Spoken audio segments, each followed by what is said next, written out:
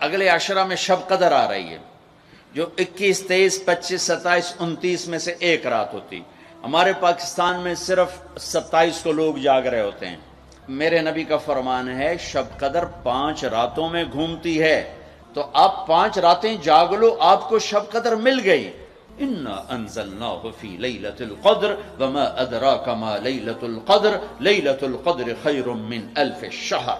چلیں ہم آپ کو ایک رات دیتے ہیں، آپ کی امت کے مرد عورت جاگ لیں، 80 سال سے زیادہ اجر لکھ دیا جائے گا.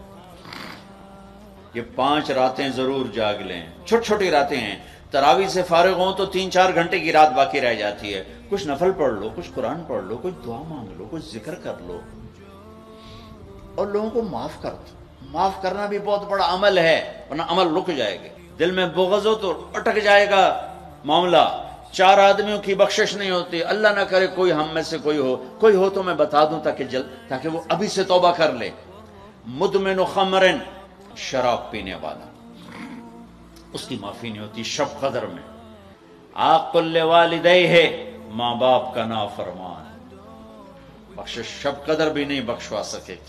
تیسرا، رشتہ داروں سے لڑنے والا، رشتوں میں لڑائی ڈالنے والا پینڈنگ ہو جائے گا، نہیں معاف ہوگا کہ تو میرے بندوں کو معاف نہیں کرتا، مجھ سے معافی مانگتا.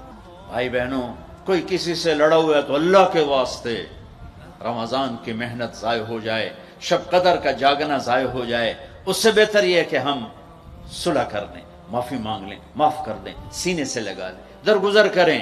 چوتھا کون ہے؟ کینہ رکھنے والا.